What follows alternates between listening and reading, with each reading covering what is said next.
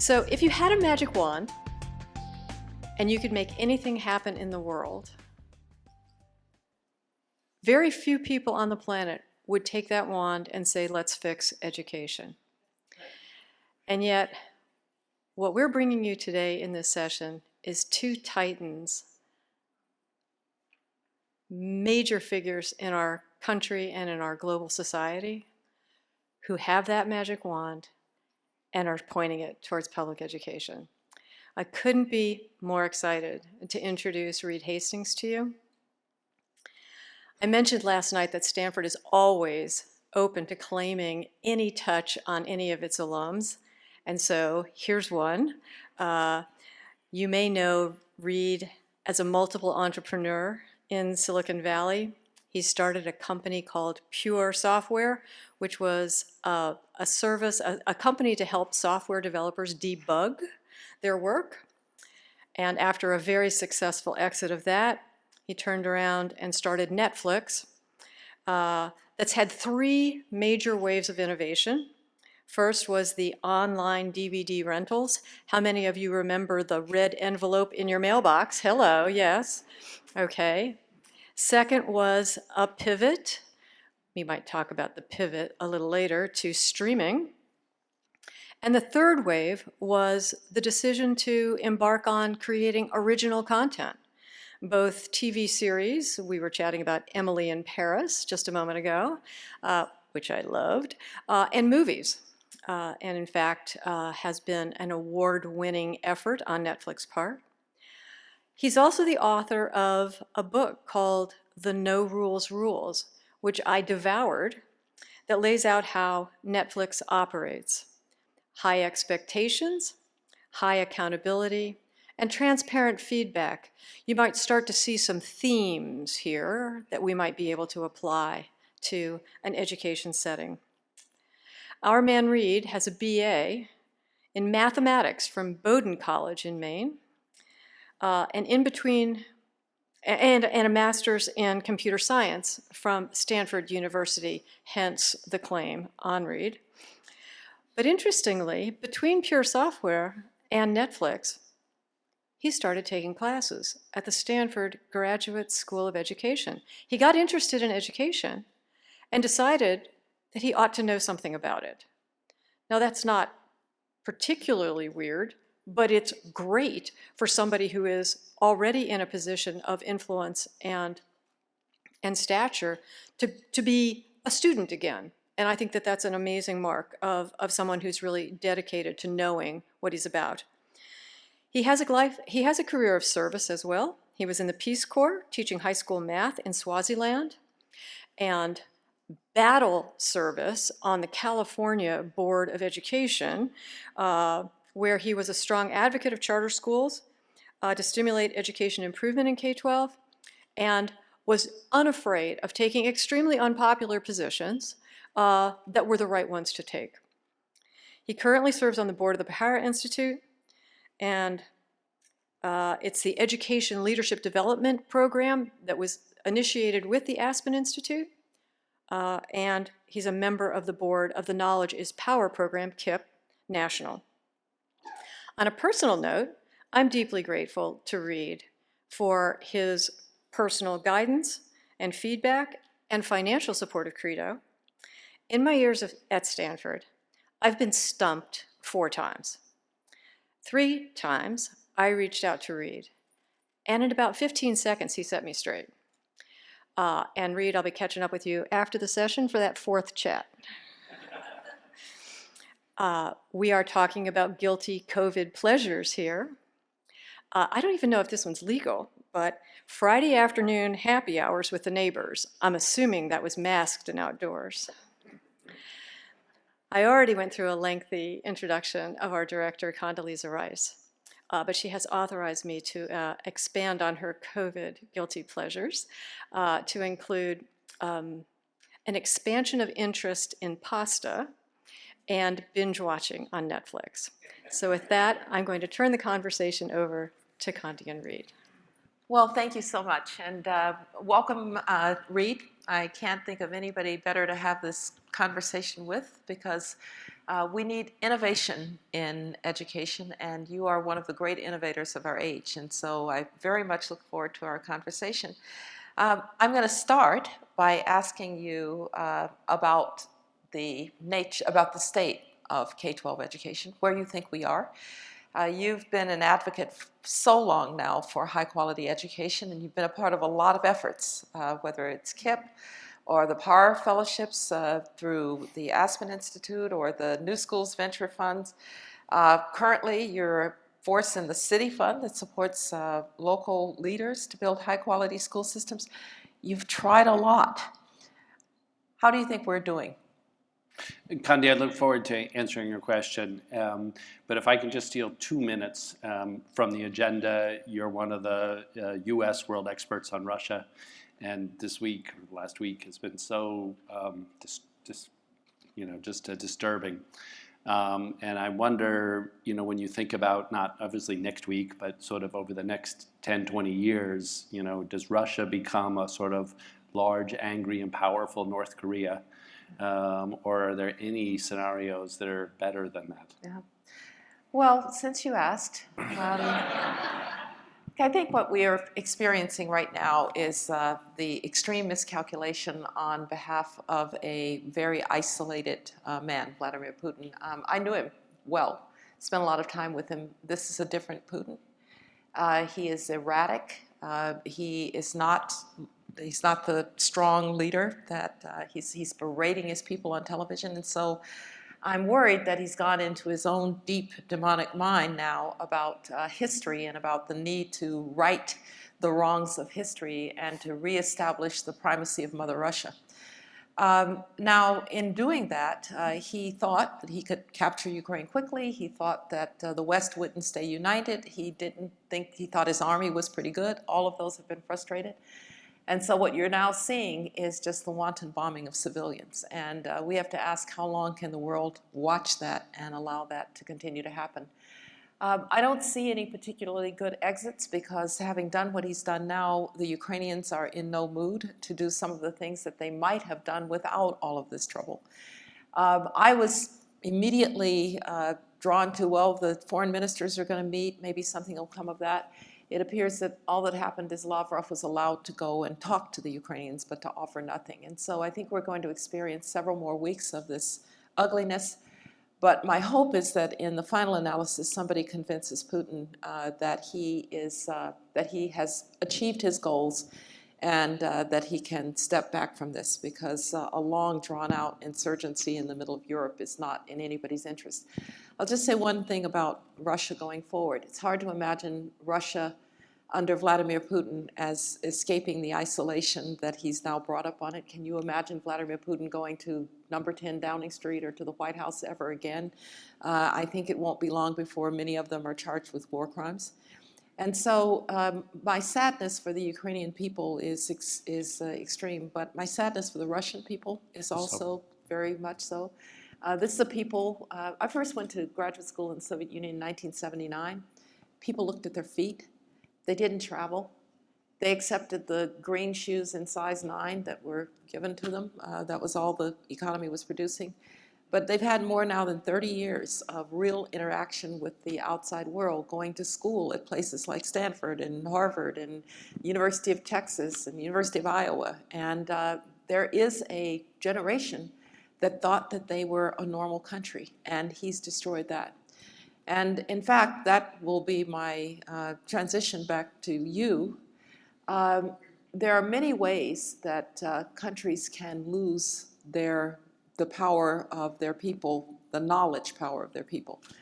Vladimir Putin is going to see, I think, an exodus of the best and brightest out of Russia. And Russia will be the worst for it.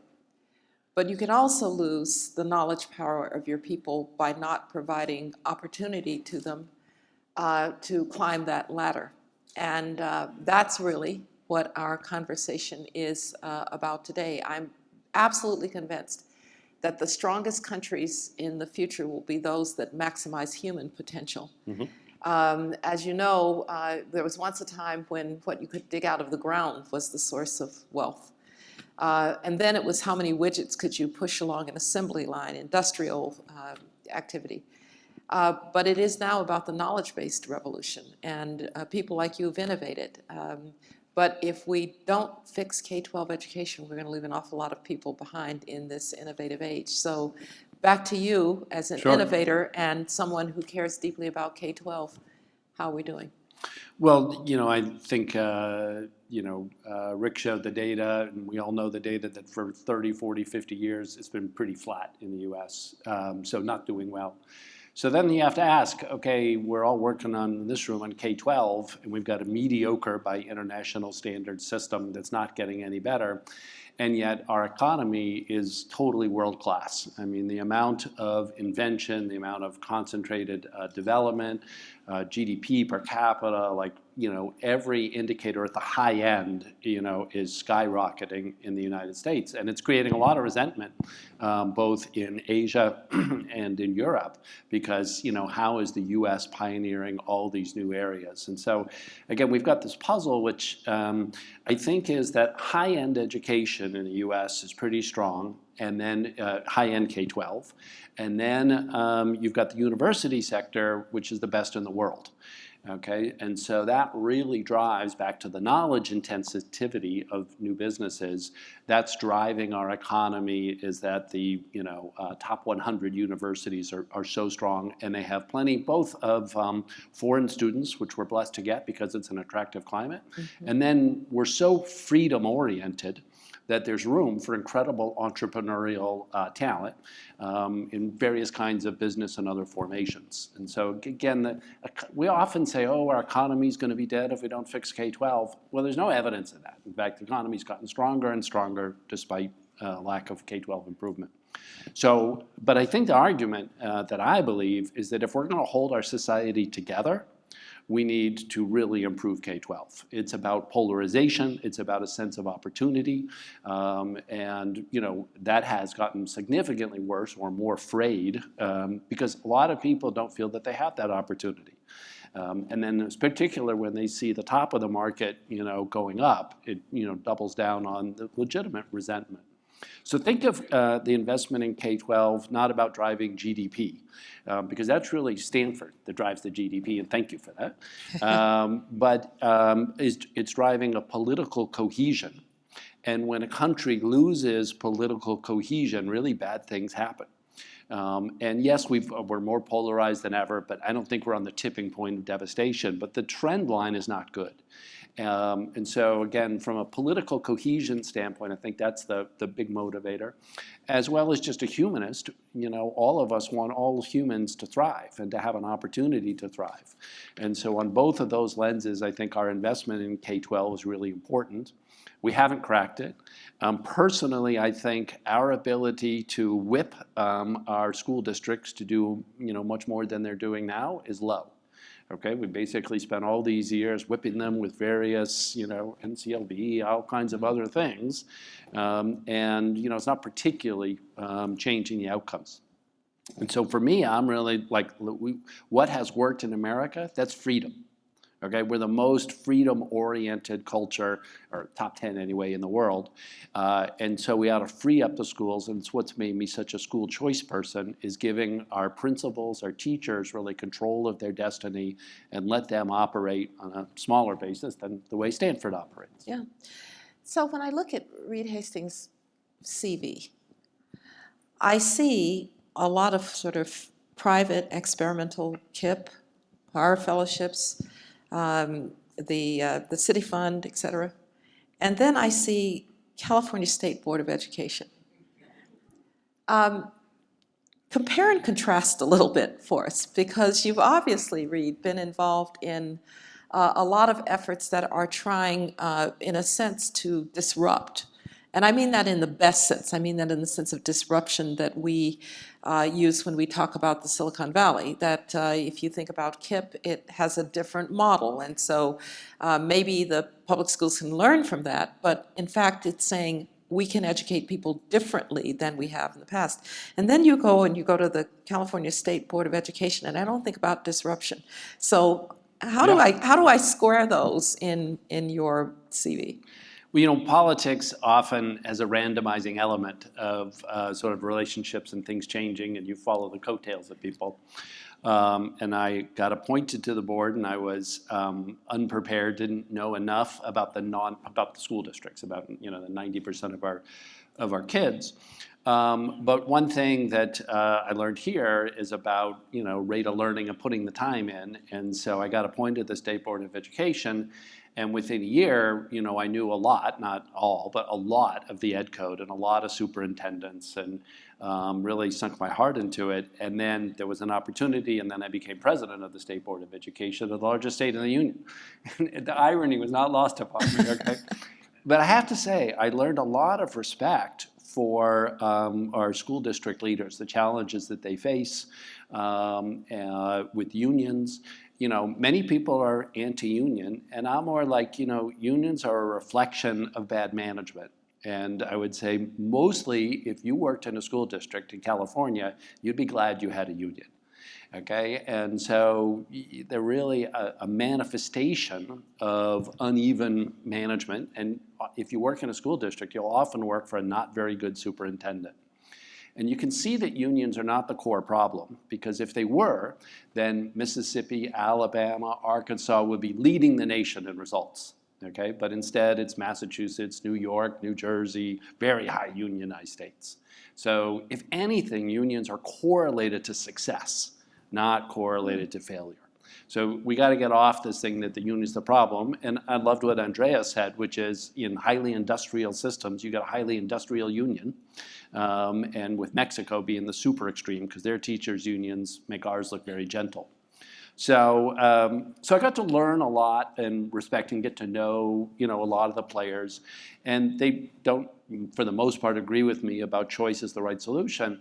But I could see that they were very sincere, thoughtful people trying to do the best thing as they saw it within their lens. And I think that bridge building has always helped me.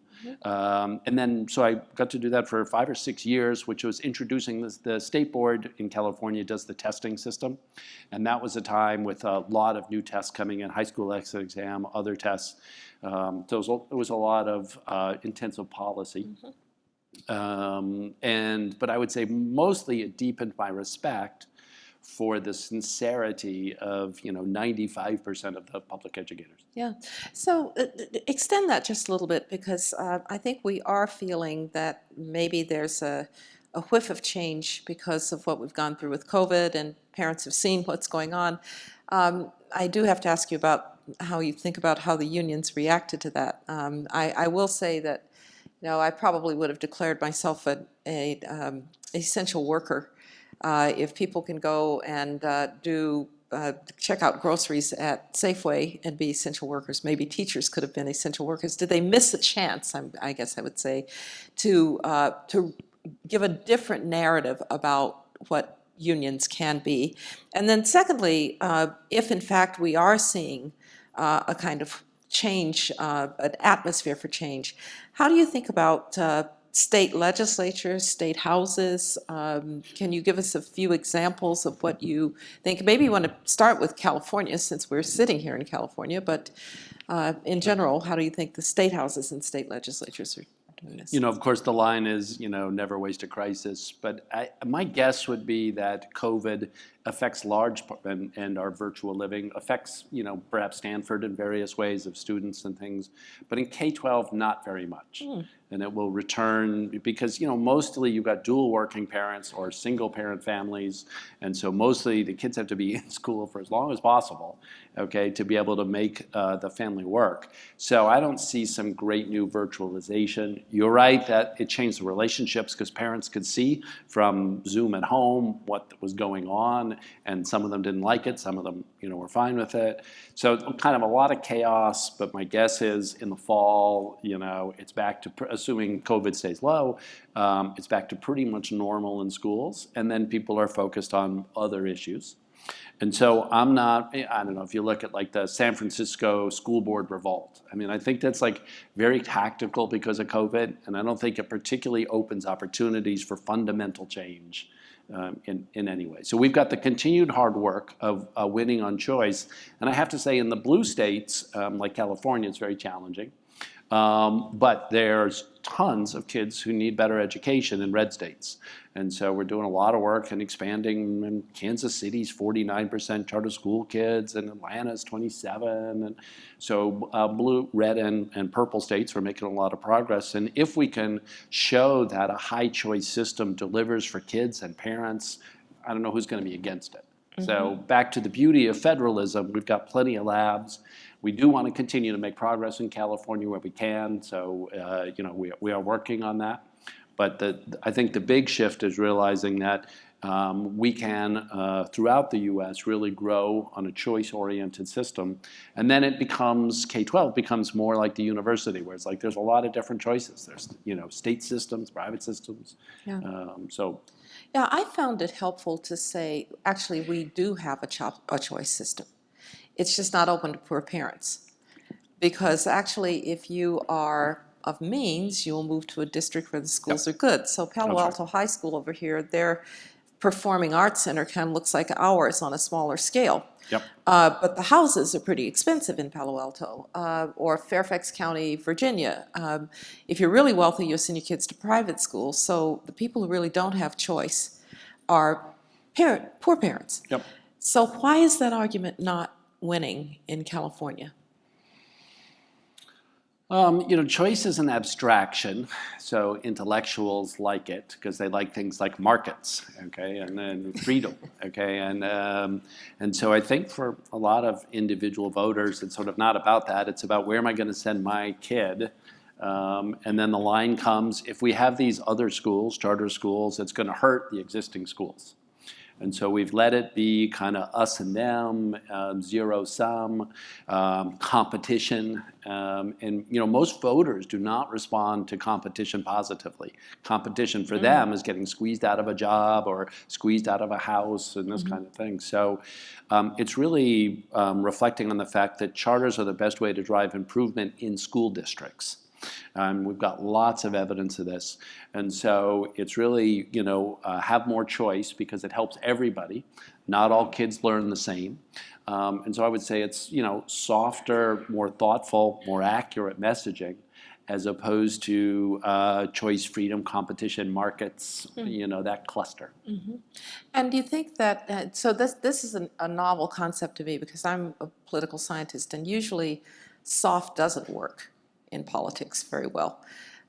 So expand a little bit more then on what some of the alliances might look like, because another way that you take something that has been hard to get done and push it forward is to find the right allies for getting it done. Has the choice movement had the right allies? Has it had the right messaging?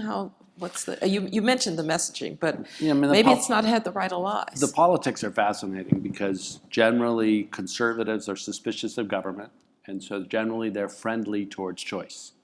Okay, so it's not the beautiful word, but essentially they're supporting privatization, smaller government. So you've got one big theme of support there, and you've got another big theme of support of social justice and creating opportunity for kids that haven't had that opportunity. Right. And these are uneasy allies together, right? And so you got like KIPP that I'm on the board of is filled with social justice advocates, and all the students and most of the faculty are leaders of color, and it's it's a very left organization, okay? And so then you've got the center, which is sort of white progressives who have this idea that government, so they're very pro-union, they don't like Blue Cross health insurance, right? That's private health insurance, and they want government health insurance. So you've got this new strand that's very strong of, in politics strong, of government is the solution, markets are the problem, okay? And we just get swept along with that. It's not specifically a school thing. It's let's have more government and bigger government. Right. So those tensions are, still getting worked out. So we're trying to strengthen the social justice allies, particular civil rights organizations, and again, it's the actual proves the possible. So it's going to visit schools, seeing what's happening. In New Orleans, the charter school sectors continue to grow. Now it's 100% of the kids. And we look at the results in New Orleans compared to the state results, and they've been rising and rising. And about 5 years ago, they started flattening. So think of it as charter schools. Now it's a 100% choice system, okay? Made a huge impact. I mean, some of the biggest impact ever in American city. New Orleans, 20 years ago was the lowest of the low in all the achievement tests. But it's not like broken through into be like the best performing school district in Louisiana. Okay, so a combination of funding, violence, poverty, other factors are still quite material. And so on our side, we got to be like, let's not think that education changes the whole society. Education's really good, and we're going to work really hard on it. But getting a job above the minimum wage, criminal justice, police relations generally, all of these, and just violence in the community are very real factors in terms of building the society we want. So we're doing our part in education, but it's not a panacea in terms of creating the healthy society that we want. It's one key part, and there's other parts that other people are working on. Great. So now I want to take you to questions about how you see, you had something really just struck me. You said, we've been through this COVID thing for 2 years, and I think there's not a life for a company that hasn't been disrupted. Everybody's been disrupted. And yet, you said it's going to have a big impact on the Stanfords of the world. But when it comes to K-12, it's going to revert to the mean. I'm putting words in your mouth, no, but that's right. So that strikes me as really sad, actually. Yeah, I mean, it's a highly regulated system. Right. So versus a non-regulated system. Some of us here would think we're kind of regulated too, but that's another come matter. Into a school district, come into it. But if I were to just say to you, it's sad to me that something as big and as disruptive as COVID will have the K-12 system revert to the mean. What would you say to that? Well, it is sad. I'm not disagreeing with that. But the K-12 system, why is there a K on it? Why isn't it 0, 12? Well, it turns out that a long time ago in Germany, 100 years ago, they developed a kindergarten, an area for kids, and it was a whole philosophy of education. Okay, and in this philosophy, kids played a lot, and it was on social skills, and it was a wonderful thing. And as it started to affect education, the system just absorbed it. So it's like we can do K, okay? Yeah. And all the original intent of kindergarten in the German sense is gone, and it's just like grade 0. Yeah.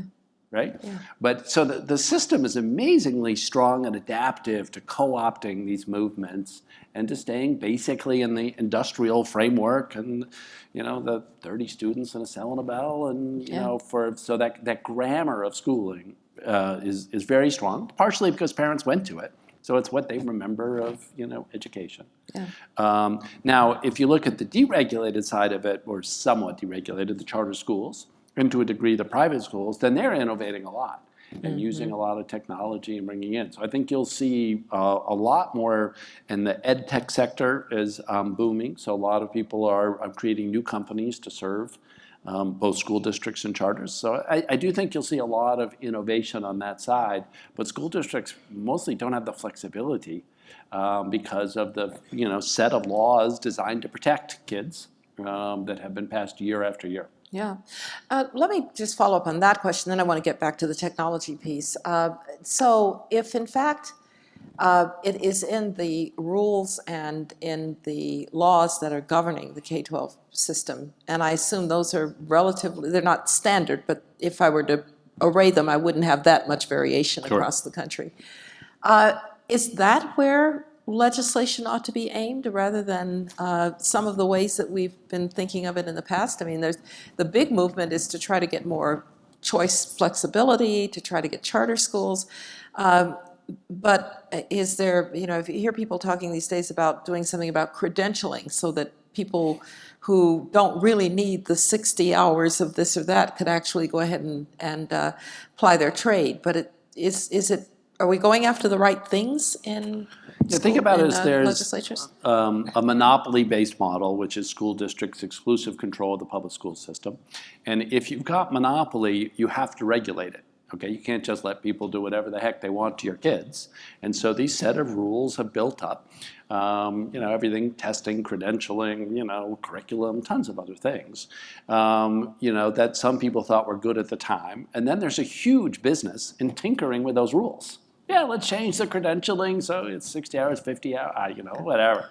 Yeah. There's like a massive body of people who tinker on the rules. And now we've got 50 years of history. Okay, and even things as big as NCLB turned out to be a tinker. Mm-hmm. Okay, it actually didn't move the needle, in terms of the overall learning. So the system's amazingly resilient to absorb these outside influences without particularly changing. Mm-hmm. So that's where I think what we really got to do is get to a less regulated. Again, if you've got monopolies, you need regulations. Okay, so it's really about choice enables teachers to have a more satisfying experience because now they're accountable for doing their serving their kids, and if the kids or families don't like it, they can switch. Yeah. And so you get that consumer accountability. And there's always going to be some regulatory accountability too, like you have with airlines. Okay, mm-hmm. There the FAA does the safety part, and we all get to shop on convenience and price and the routes and those kinds of things. Right. But they've taken safety off so that we don't have to, when we choose our ticket, think about the safety record of Southwest versus American Airlines.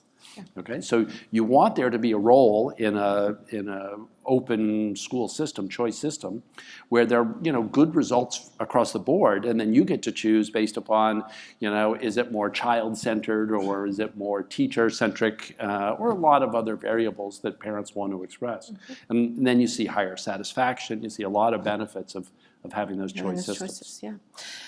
So let's turn to technology for a bit, because if COVID didn't disrupt the K-12 system, there's a sense in which I don't know if technology is disrupting it either, or whether or not, I used to study institutions, and I always said that basically what institutions do is they take some external stimulus and they crunch it up and they decide they can do it within their current structure until they fail.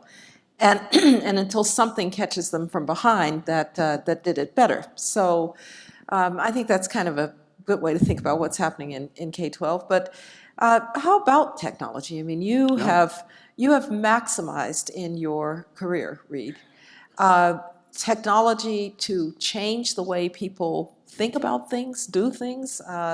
Who would have thought that streaming of Emily in Paris would replace, the sure. NBC. So how do you think about technology? The rate of change is getting really scary because if you think about the agricultural revolution over hunter-gatherer, right. It's over like 10,000 years. Okay, if you think of the industrial revolution, it's over 200 years, right? And now this info revolution is maybe over 50 years. So things are tightening up, mm-hmm. but we humans are not more adept at absorbing change. Okay, so one of the big stressors that we're experiencing in society is because of the rate of change. And the rate of change is likely to only increase as we're gaining more and more knowledge. So we're facing this really steep wall. So AI is a big one, right? And we'll see how AI develops, but there are definitely scenarios where our society is totally different in 50 years. And 50 years is a blink. And then that's going to produce tremendous stress on societies. And fascinatingly, at Stanford, you've got both wings. So in the bio side, you've got people tinkering with DNA. And we'll be able to create really superhumans, super healthy, super smart, super empathetic. What's happening, again, whether it's a messenger RNA or any other thing, tremendous amounts of innovation about what it is to be human on one vector. And then you've got AI on another vector with a different type of intelligence. So I think about it as carbon, i.e. bio and DNA, versus silicon. Right. Okay, mm-hmm. And so you're at ground zero of watching carbon versus silicon. What are the future life forms that are dominant? And the amount of change in our society, again, over the next 50 and 100 years is so much higher than any 50 or 100 years before. And yet we're the same weak, fallible, crazy, emotional human beings that we are. So I think that's going to be this huge stress point. It has short-term benefits. You get to watch Emily in Paris and screaming. Okay, so that's nice. But these mega trends are the ones that will be most interesting for the university to wrestle with. Yes, great. We can take a few questions. Mackie, you're going to come up and Mackie's Great. going to moderate those Excellent. questions for us. So we have mic runners, I think. Thank you. I appreciate your comments, and obviously you're an expert in marketing. One of my questions, especially when it comes down to change, is the fact that the system seems to normalize everything. An example I'll give you, I'm from Indiana, and we have 30 out of, in Indianapolis, the largest public school district in the state, we have 30 out of 1,000 black students passing both sections of our statewide assessment. I consider that a crisis when I think about the future of these kids, but the system just wants to kind of hide that and ignore it. As we've looked at longitudinal data and start looking at graduation rates, post-secondary completion, clearly there's some connectivity to that, but how do we, I guess, do a better job of trying to share the urgency of where we are today? Because I think that's the problem, that everything gets normalized by the system as don't worry about it, it's not a problem. Yeah, you got to sell hope and opportunity. So people don't generally want to hear how badly they're doing, whether it's the system or the family. Okay, they want to hear how it's possible to do better. So I think the thing to do would be to say, okay, here's a school in Chicago, or here's a school, in St. Louis, where 75% of the kids are passing this exam.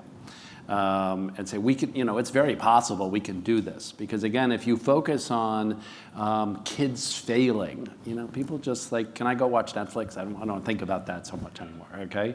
So it's flipping it around to be, our school district could have schools like this. Let's go get some of these operators to come here and, get those amazing results. So it's back to, the actual proves the possible, and give people a sense of hope and belief that they can get there, and that the system is not fundamentally a racist rigged system, and that the results are because the tests are biased, and it's basically been a long-term racist device. So that's the counter narrative that you're dealing with. Condi, do you want to add anything to that? No, that's good. All right, next question. I think Angelica Schroeder had her hand up. I'm a little bit confused about your comment about teachers' associations. That in the states where they are the strongest, you're seeing good results. And yet what I'm seeing in my own state, in many states, is that they are the largest opposition to choice, to creating charters. Can you help me figure that one out? Because if we want more choice, they're not helping us, from what I can see. Well, I certainly agree with you that they are effective political opponents to choice in most states. So I agree on that. Okay, but I'm just saying, if you look at the data on NAEP tests, New Jersey, Massachusetts, New York are really high. Okay, and Alabama, Mississippi, Arkansas are not. And basically, if you look at all the right-to-work states that don't have strong unions, they're not leading the way in education. Okay, so if you could magic wand and get rid of all unions, I don't think it would change school districts at all. It'd make them maybe not as good a place to work, but that's not the fundamental issue. The fundamental issue is we have an industrial-oriented, regulated monopoly system, and we're trying to introduce choice into it. And there's a lot of people who, because they went to the regular public school, that they think that's the way it should be. And so this idea that there's a lot of choices, like now we have in New Orleans, is just very different. So we got to get them not around the theory, because I think it doesn't move people, but around the actuals of visiting schools that are schools of choice and have great results, and they're warm, nourishing places. And that's what'll help. And if we can, the strange thing is if we can make the unions an ally, like the wonderful thing would be if we could say, all these, like airlines, very competitive industry, and it's unionized top to bottom. Southwest that we all fly, it's union, every job is unionized, okay? And it's like, it doesn't work terribly, okay? So the issue is not the union, it's the monopoly school district structure. And again, charter schools and we've got lots of unions. Stanford has lots of unions. Doesn't make life easy, but it doesn't stop them from being world class. Yeah, fewer than most though. Fewer than most. Stanford has fewer That's unions good than management. most, right? That's good management. There's a question here. Thank you. Sophocles Goulas with the Credo team under Mikey Raymond. Mr. Hastings, you said earlier that education doesn't change the entire society. I was wondering how can we square this with the fact that education is the major driver of economic growth long term? Does this have to do with the fact that we have to wait decades to see the impact? Well, it's a good point. You say education is the major driver of long-term economic growth. But in the US, K-12's been flat for 50 years, but the economy has skyrocketed. So then you have to think, okay, well, why is that? And again, I think that's because our high-end sector of education, the top 100 universities and top schools, actually work pretty well at producing, amazing innovation for our economy. Could be better. And so really, we often talk about the value of K-12 is around the economy and some like national defense kind of idea. And I just think it doesn't, maybe motivating, but it doesn't hold that much water. Yeah. And so, in fact, it's really about social cohesion and our fundamental humanist view, which is we want all kids to have an opportunity just as human beings, and stop justifying it on, powering the economy. Because again, everyone would love to have our economy outside of the U.S. Maybe can I challenge you a little bit on that though? Because, on national security, actually 30% of the people who take, only 30% of the people who take the military skills test can pass it. Right? So I'd say that's kind of a national security problem. But let me just, on the question of economic growth, I think you said something else that I want to bring you back to, which is it's not just social cohesion, but it's participation in the economy, right? Mm-hmm. So if economic growth is being fueled at the high end by the Stanfords of the world and the MITs of the world, but increasingly the Stanfords and MITs of the world are not accessible to kids who come from the bottom rung. I do know we're having difficulty, for instance. We have need-blind admission. We have full economic ride for anybody. But the schools are so bad, we're just not getting those kids, right? Yep. So is it better to think of it as GDP can grow, but economic participation will not, and then that affects social cohesion? Would that be the right way to think about it?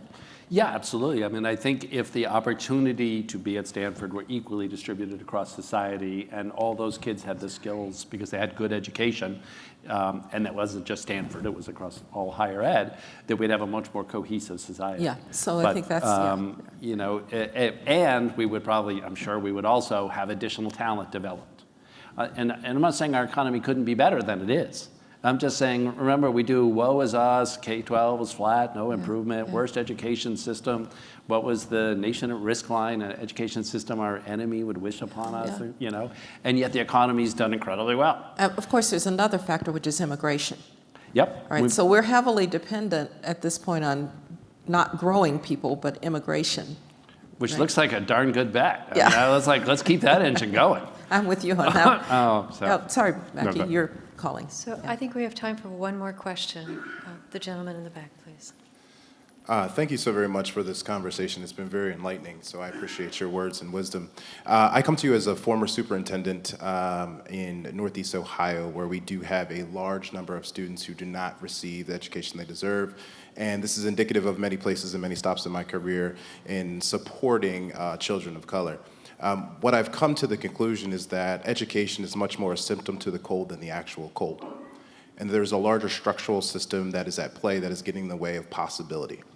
What do you see is the nexus of possibility for children of color if we find that the experiment in which charter schools are working to an extent, but are not reaching the masses of kids who deserve a quality education? What is next?